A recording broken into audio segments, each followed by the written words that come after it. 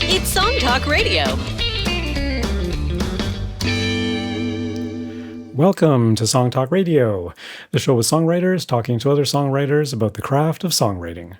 We share tips, tools, and techniques, and together we all become better at writing songs. Dialing in from our headquarters in Toronto, I'm Neil Modi. My usual co-host Phil Emery is away on assignment, so tonight in the co-host chair we have longtime friend of the show, Blair Packham. How you doing, Blair? I'm good, Neil. How are you? Doing good. So glad you could join us tonight. Yeah, me too. And of course, Blair is the frontman and principal songwriter of Canadian 80s stalwart band The Jitters, and one of the founders of Song Studio, a week-long intensive workshop for songwriters that's run every summer. How was Song Studio 2025, Blair? It was fantastic. It was our 21st year, and Wow. but Alistair Bradley and I have decided that we're not going to do it in person next summer and maybe ever again, only because it's so much work and it's so expensive to do. So we're going to do an online version in February, actually. But I have to say, it's with great regret on my part. I've gone to Alistair several times and said, it was so great this year. Like maybe we should do it another year, like one more time, you know. And he didn't agree. So, but it was a great workshop. We had great mentors, and we had 28 participants, and it was terrific.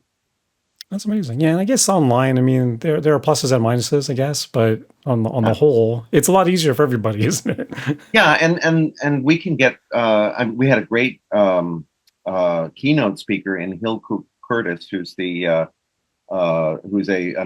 Juno award-winning engineer and producer and songwriter too. She's fantastic. But we also and that was in person. But when we've gone online, we've had people like Steve Earle and Lyle Lovett and Billy Bragg and Right. and Buffy St. Marie. You know, we've had a whole range of people who couldn't get to Toronto to do the workshop in person, but they could be online. So there are definitely pluses and minuses. Yeah, fair enough. All right, great. And we'll definitely put a link in the show post to Song Studio, so you can look forward to the February edition in the winter. Good thing to do during the winter for sure. Yeah. Okay. And tonight we're happy to welcome our guest, Heavyweights brass band member John Pittman, to the show. How are you doing, John? I'm doing great. Thanks for having me here. It's going to be a pleasure to talk music with you all. All right, yeah, we're looking forward to that. Just before we get to the great, really funky, cool song from Heavyweights Brass Band, just another reminder to our listeners for our songwriting challenge for 2025, which, of course, is to write a song in an odd time signature. And you can check out the resource page at songtalk.ca. And we have a couple of past episodes we've talked about odd time signatures and a whole bunch of videos and other links to things so you can learn yourself up. And of course, we have set the deadline now for our listener submissions to the challenge, which is November the 10th, 2025. So if you could please, if you're going to submit a song to the challenge, we do have a great time, spend 2 or 3 or 4 episodes every year showcasing the listeners' answers to the challenge after Phil and I share our answers to the challenge. And, when you send in your song, send it to feedback@songtalk.ca. Attach an MP3, lyric sheet with chords, ideally, and a little brief paragraph or two about your songwriting process and how you tackled the challenge. And then, we'll read your little narrative on the air and play your song and then talk about it, which is just a great way to sort of celebrate the challenge and celebrate the great community we've grown through the podcast. So looking forward to that. Once again, check out the resource page, songtalk.ca. Deadline is November 10th for our listeners' songs. And we've already started to receive them. So thank you to the folks who have already sent them in. They've beat us to the punch because Phil and I have not done ours yet. But very, very soon we'll be diving into that. Okay, on to the main event. John Pittman has been a member of the Heavyweights Brass Band since the release of their sophomore album, Brasstronomical, in 2014. He's a trumpet player and composer for the band who just released their fifth full-length album, Knockout, in June 2025. Great to have you on the show, John. And we're going to be talking tonight about the Heavyweights Brass Band song, Greater Good. Let's have a listen.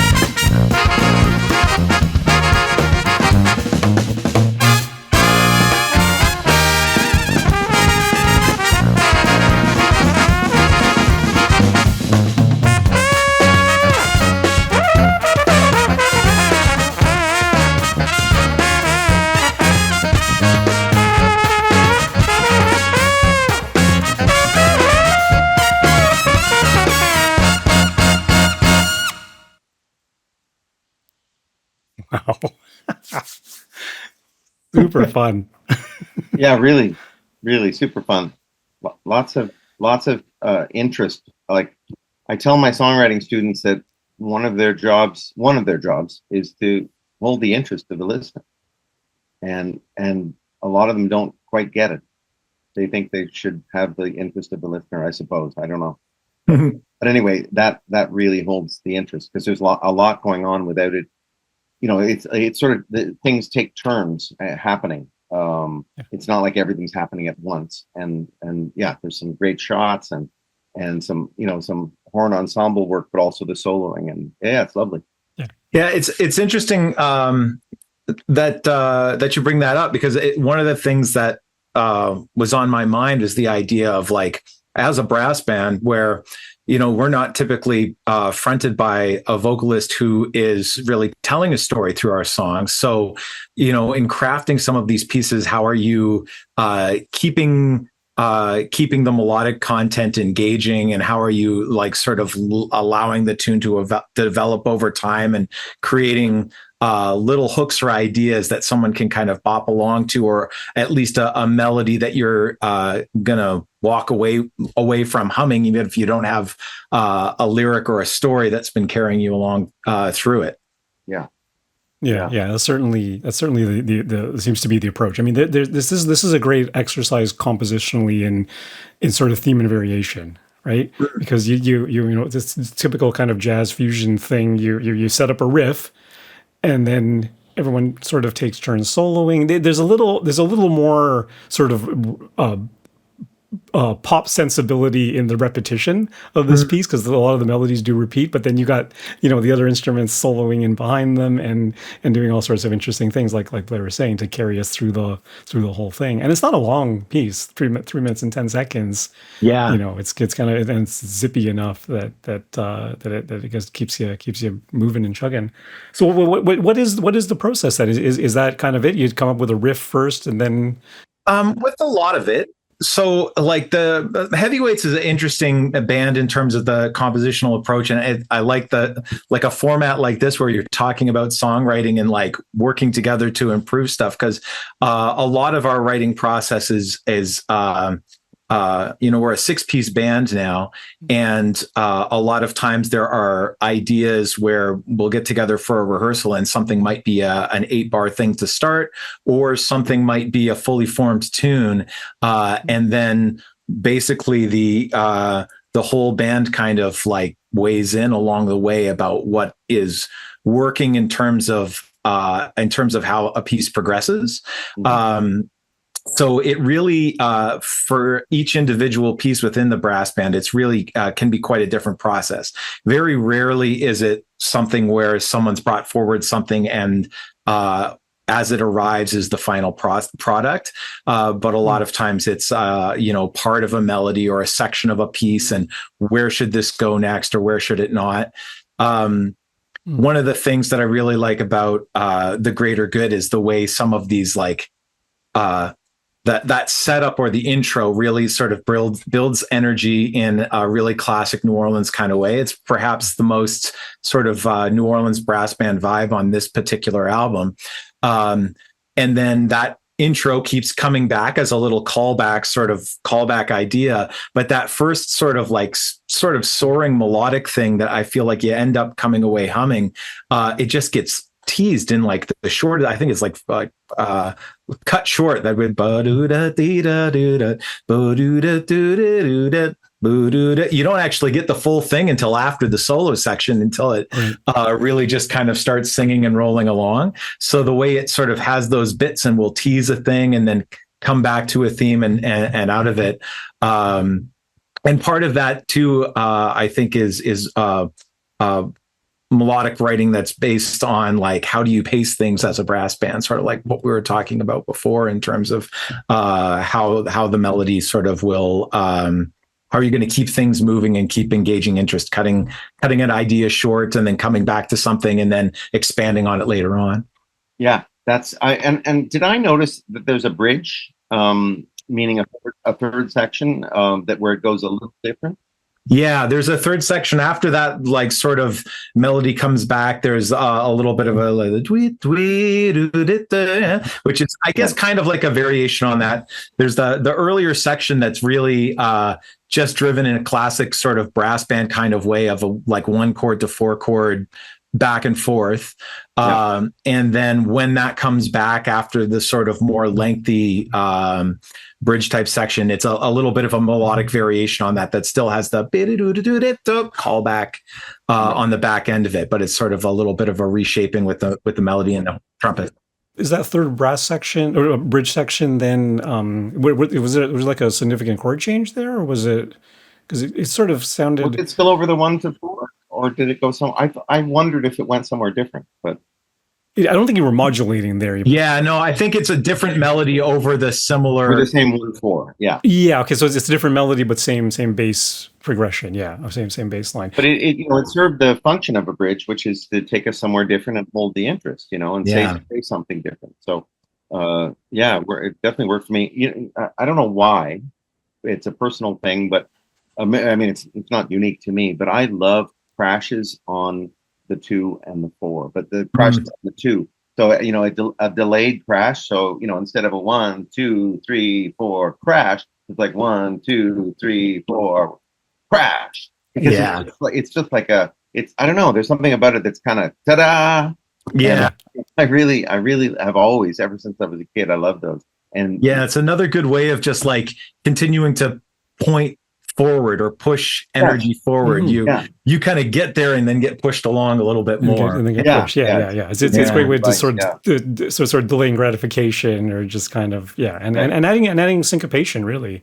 Because there's a lot of syncopation going on in this. But so in the development of these things, then is it? It sounds like everything's very deliberate, and you guys like write out scores, or is it just kind of you jam things together, or jam things out, and whatever happens, or?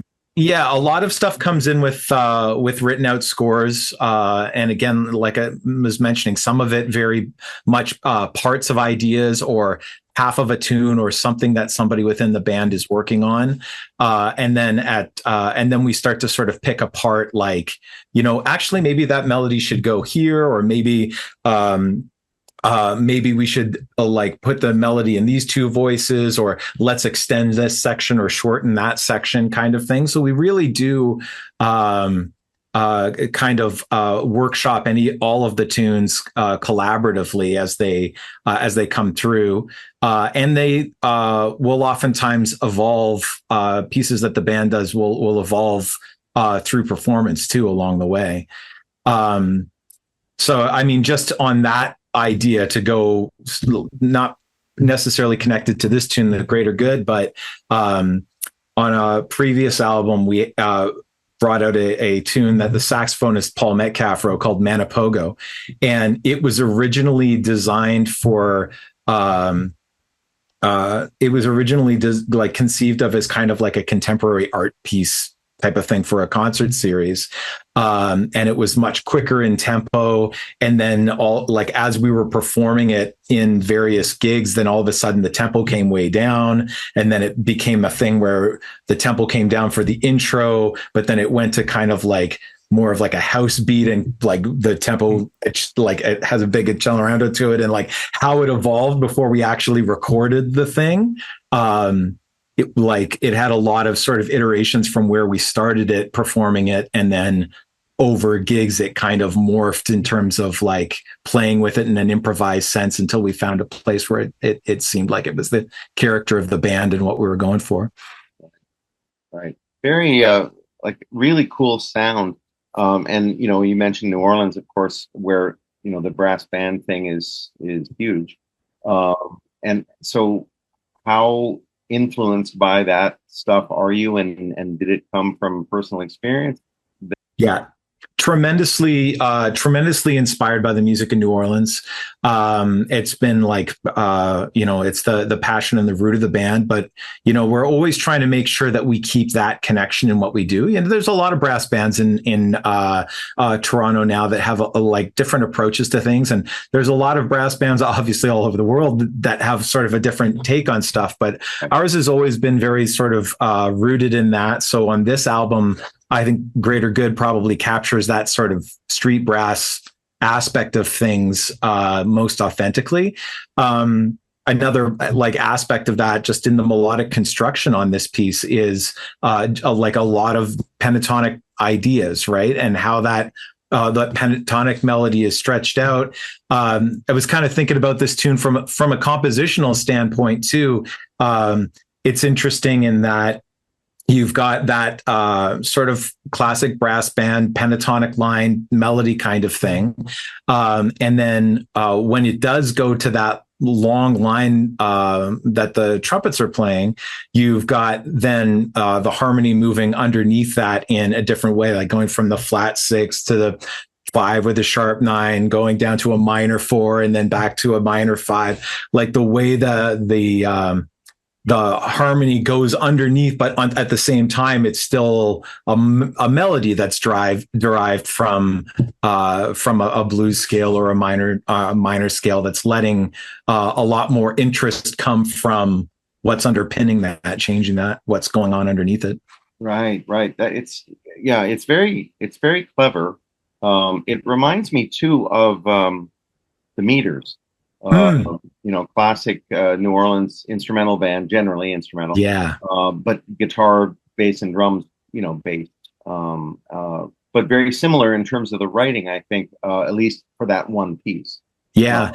And interestingly, there's a very sort of like, sort of slow funk sort of like direct segue from that tune on the album that goes from Greater Good into a piece called Hit Me Five that really gives a lot of that sort of slower meters funk kind of like energy to it as well, so that they're kind of shaking hands with each other in terms of like that. So that's great. Wow. Yeah. Can you talk a little bit about like the instrumentation per se, but like the stacking of chords, right? Because you've got, I mean, because it's a 6-person band. You said there's a tuba, there's a trombone, there's a 2 trumpets, two trumpets, saxophone, drums. So and drums. Okay. Yeah. Yeah. So for one, the one thing that impressed me about this too is that I've always, I don't know if always, but it's I feel like it's rare I hear a tuba that's like as punchy as a bass guitar. Yeah. You know, like usually tubas have a very kind of slow attack to them. So your tuba player is just nailing it, like really funking it up. Yeah. Well, and the production like on getting that recorded is really, really tough. But Nolan as the tuba player in the band and really experimented like a lot with a lot of options in terms of the microphones in the room and that kind of thing. Is it really just the microphone choice, or is it like has to do with its approach? The embouchure and all the rest of it, right? Yeah, that's sort of like, but it definitely is. It definitely is a lot in how it's recorded too, because it can be very much a challenge to get that live sound to come across in the studio. And even it was 2 albums before this one, we did an album called This City, and we went and recorded that down in New Orleans. We weren't even intending to make an album at the time. It was more like, let's do this as professional development. Let's go into a studio with somebody in New Orleans that knows this instrumentation, knows this style of music, knows how to capture that sound best, and see what we can learn from that experience to be able to carry that forward with the next albums that we make. Because it is, it's not the circumstances that are typical, and trying to catch that combination of like a studio record that has good production value, but still feels live and still captures some of that grit and dirt in the tuba's sound, and catching the articulation of it and that kind of thing is tricky. So it is definitely Nolan's playing, but also the how that's recorded and having the options to go with there. Wild. How did you choose the studio in New Orleans? Was it a place where people you admired had recorded? Oh, so when we did that one in New Orleans, it was very much, we went with the studio that people in New Orleans were saying, yeah, well, I don't know if I want to go there because it sounds so much like a New Orleans record. Like, because it was, we're like, that's exactly what we want. We want to go to the place that, you know, it's a studio called Word of Mouth that actually it doesn't run anymore. They're not recording. They closed down. But there's actually the original trombone player from our band moved to New Orleans some years ago, and now Chris Butcher is running Butcher Studios down there doing a similar kind of thing. So, but yeah, we basically were like, oh, everybody in New Orleans says this album sounds like it's recorded in here at this studio. We're like, yes, let's do that. Yeah. That's the lesson we're looking for. You know, and is Heavyweights brass band set up the same way as a traditional New Orleans brass band? Yeah, for the most part. And a lot of our stuff, sometimes we will incorporate guitar or organ or things like that on our album in sort of the same way that groups like the Dirty Dozen have in the past. So sometimes we'll add that instrumentation on the album. Some brass bands out of New Orleans are a bit bigger than us, but at 6 pieces, we're still sort of like covering all the things. But that makes arranging a little bit of a tricky part of it too, because when you're thinking about managing, how do you fill out all of that harmony? How do you get all the voices in there? How do you have backgrounds for solos yet give people a chance to get, give their face a rest, to be able to make your way through a gig, is an aspect of it as well, in terms of how you're approaching the arranging. Mm-hmm. In the late 80s, Elvis Costello recorded a song with the Dirty Dozen brass band, and so he was singing over top of the bed track, basically, that they provided. I don't know if he wrote everything or they wrote together or not, but have you ever done that, and would you ever do that? Like recorded a track for somebody else to record over? Yeah, or do a collaboration with specifically with a vocalist songwriter, maybe writing in a typical more traditional song, style. Yeah, I mean, we have this. It's funny because this particular album, I think, is the first one that doesn't have like a vocal track on it somewhere. Oh, wow. Most of our albums have had at least one or two. We've worked with Jackie Richardson. We've worked with Jay Douglas. There was a singer, Marla, who was actually original, sort of part of the original impetus for the band. Marla Dixon's down in New Orleans now. I think it's the Shotgun Jazz Band is her group's name. It plays at the Spotted Cat and does stuff around New Orleans. But she got involved in our album as well. But she was living in Toronto and trying to put together a traditional New Orleans band, and that was actually the seeds of what would become the Heavyweights Brass Band. So yeah, it's actually quite unusual that we don't have a song on this particular album that has vocals. But Paul Metcalf has typically, in terms of like coming up with a song with lyrics and things like that, he's typically been the one that's been writing those for the band. Right. Always comes up with interesting lyrical play, and some of the stuff that he does that's fun. And I will seek those out. That's great to know.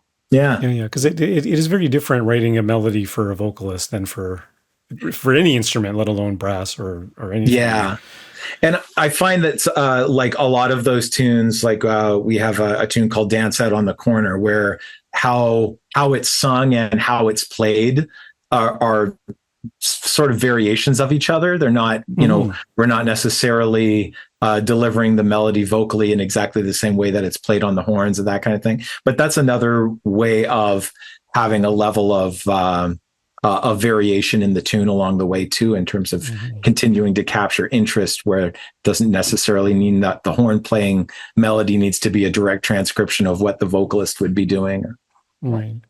One thing I wanted to ask you about, because a revelation that I had during our show last week, actually, we had a sort of a folky pop singer-songwriter, Daniela Soltero, and she was talking about how, see, I'm not a guitarist, I'm a piano player, right? So I don't know a lot about the mechanics of the different types of guitars and things. And she said something that, now that I think about it, is rather obvious, but it just never occurred to me before, that when she played her classical guitar, she can get away with more sort of dissonance in the chords, like putting in ninths and sixths and more friction of the notes, like semitones of parts, and because that guitar has a mellower tone than steel strings.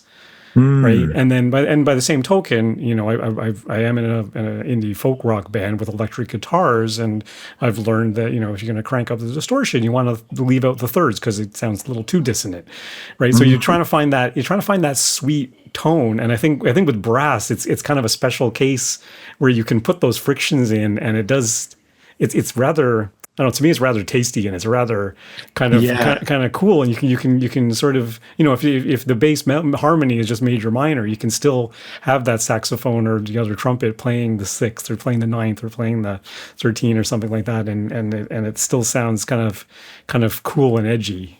Yeah. Like you don't have to keep to the thirds and fifths.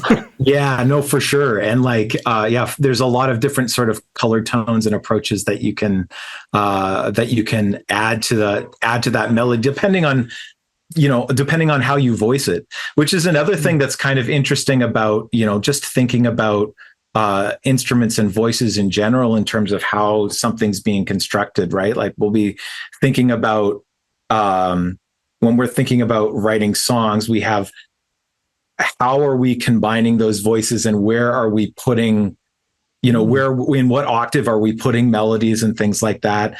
I think that Greater Good does a fun little bit of tossing some of those melodies around. One time the like break goes over to the tuba and that kind of thing. Yeah, it's really fun. But where are you pairing things, and how can you layer stuff so that the voices don't get in each other's way?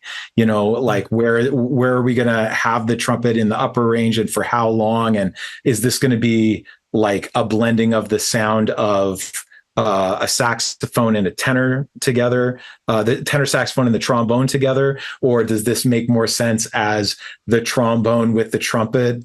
Or when you're creating a melody, like maybe you're trying to create a sound within our band where actually the trombone is the lead voice and we want that over top, but we're going to get harmony from the trumpet, but we're going to hide that underneath because it's kind of playing a second trombone part rather than playing a trumpet lead melody or that kind of thing. Like thinking about the characteristic or quality of the sound that you want. And I think that's actually another thing, thinking of instrument to instrument, it can be very tricky within, when you're writing a melody and having guitar as accompaniment or keyboard as an accompaniment, you can have a very full sound quite naturally.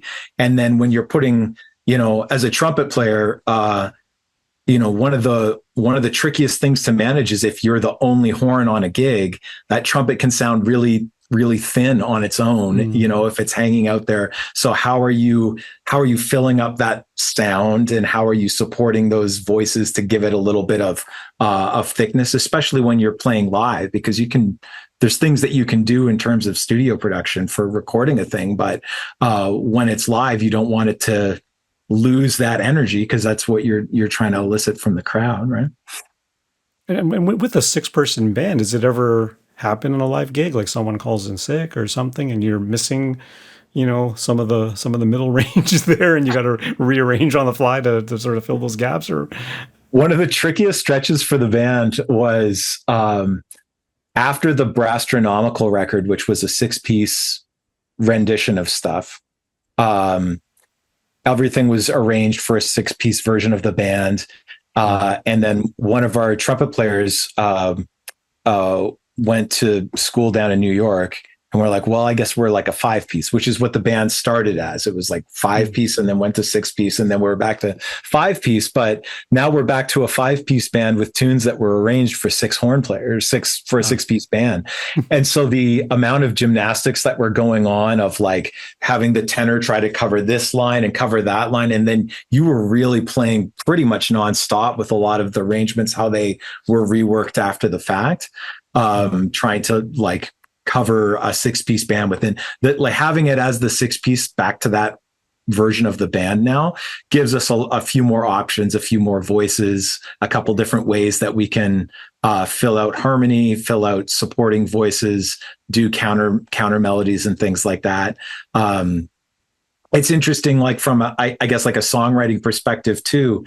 You can think about how like some of those arrangements of like Earth, Wind and Fire, where you would have like the guitar is not playing chords. It's like several independent, particular melodic lines, right? And using those as individual voices playing very specific melodic lines that are overlaid, as opposed to just always like laying out harmonies. So we're trying to do sort of a similar thing of how do all of these pieces layer in over top of each other to create a nice full. When you're trying to work out the minutia of that, like the little details of where those instruments fall, and you like if you're at home by yourself and you're thinking about these things, you don't have access to the other instruments or the other players at that moment. How do you use like virtual instruments or something to sort of figure it all out and then bring it to the some band, of our writing is some of our writing is done that way, like within a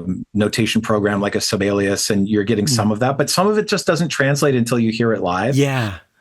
Some of it is in the room, and there were even times like when we're workshopping tunes, after a certain point, it's always like put on a recorder, someone get their memo notes up on their phone, and we listen back to it, because in the midst of playing it too, because you're not like you need to be able to step away from it. Like Yes. I know there's been a few specific times where we thought, wait a minute, is this background figure too busy? Is it getting in the way of the melody? And we're just scratching our heads going, I can't tell while we're doing it. Yeah. And so we're always making a recording of the thing and then taking a minute to put it through speakers and listen back to it. So that actually worked out fine. It just sounded that way to me while I was playing it. But then, and then other times it definitely made sense that no, we got to go back and edit that or change that or thin this out a little bit, or that's too much too soon, that kind of thing. Yeah. How does the drummer feel being in a band with all horns? I just wonder how much of an outsider does the drummer feel like? Oh, I don't know if he's the outsider. The drummer might be the band. That's another one that's an interesting thing about how the arrangements evolve too. Lowell Whitty is just such a expressive and musical player within the band, and a lot of times there are things that sort of don't make sense until he's kind of figured out where he wants to go with the tune. And sometimes that is also another thing that like drastically changes as the tune evolves and Lowell is feeling where the part wants to find itself. So that's also a lot of times, we'll come in with a particular drum part in mind, but then Lowell will be hearing something a particular way, and maybe an arrangement changes based on that. Even just like what the feel of the thing is going to be. Yeah. Because it's really between drums and tuba, sort of the groove. It's like the bass guitar, right? The bass guitar and drums is kind of the heart of the groove where the swing happens, right? Yeah, and like that's so essential to what the ensemble is. And it's interesting because it was another thing that I had in mind that I think is a little bit different about there's that idea of like, are you writing for the audience or do you just write for yourself and bring what you do to the audience and that kind of thing? And I think there's an interplay of both of those things. It's like you want to write something that you want to do that's going to move an audience. But a lot of our writing process as a band, there are so many times where we're thinking about what's that like while we're on stage over a course of a set. Do we have too much of this and not a lot of that? Like, what are we looking for in the band? Or if there's something that's gotten sort of stale for us in the repertoire that we want to cycle out for a minute, like what was that doing for us in our set?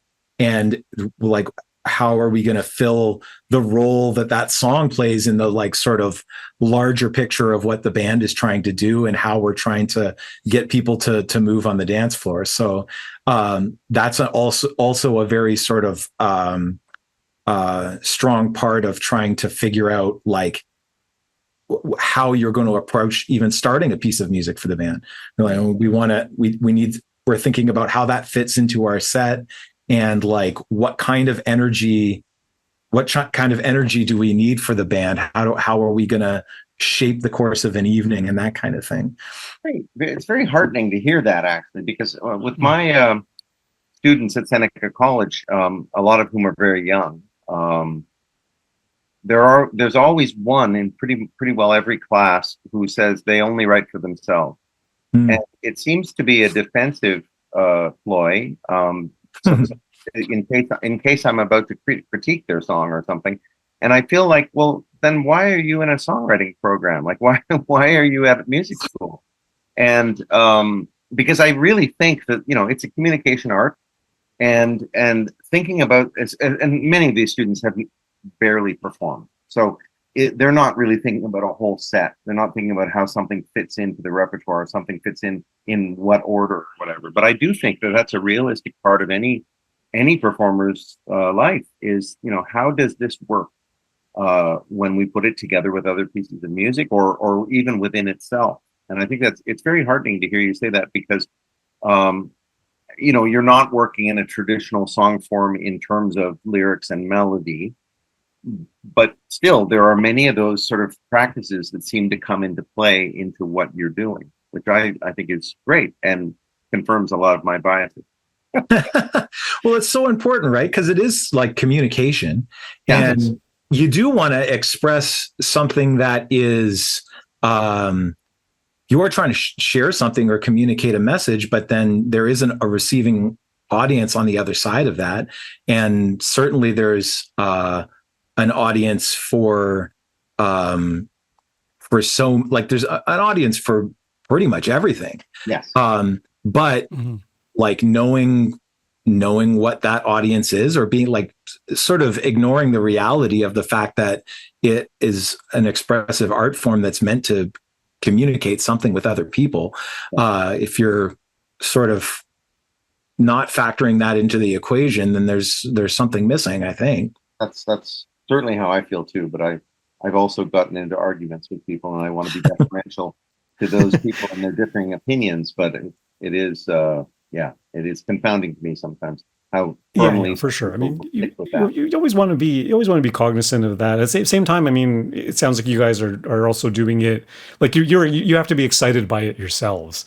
Yeah. Right. Whatever melodies you're coming up with, you must be in the room being like, that was really cool. Like that was such a great little lick and that sort of thing. And hope that your audience is going to love it as much as you guys do. And there's always stuff too. Like, I mean, there's always things where you write them and you're like, okay, this is fun and we like this. And then you wonder, like, does this fit? Will this go? And it's always interesting. You know, when you come about it honestly too, that there is stuff that you thought this is not going to work, but especially coming into recording an album where you're just like, you know what, we need to play this music and make sure that we're feeling comfortable with it before we go into the studio. So maybe we're not feeling like this is the right moment for this song, but let's put it in the set anyway, because we need to get some reps in on this tune. And then all of a sudden the response to that tune is more than you ever would have thought. On like sometimes you didn't. Oh wow, that actually I wouldn't think that was going to work, but it sure did. So right. That's very, very gratifying when that happens. I'm sure that's oh, absolutely. Yeah. The opposite would be not good. Which happens. But that's why it's important to also put the music out in front of people too, because then you kind of know if you're accomplishing what you're trying to. That's right. And it gives you an opportunity to rework things if you decide to. Yeah. If you think, you want to. As I say, it's very heartening to hear. It's a great thing. It's nothing quite like being in a band. Yeah, that for sure. Yeah, it's nice to be able to do stuff like that's one of the things that is really nice about the band is how collaborative it is. And then, you have those, different personalities that are bringing those different perspectives to things too, which can be, I mean, just from the standpoint of whether you're talking about those studio situations where people like have those song workshops where they get together and collaborate on things. I remember when I was living in Winnipeg years back, there was an annual or a weekly composers collective thing where it was just write music and bring it to this like cafe on a Saturday morning, and there's musicians here that'll play the stuff, and it's just so that you can hear it and so that we can play on it and try messing around with it and see what works and that kind of thing. That sort of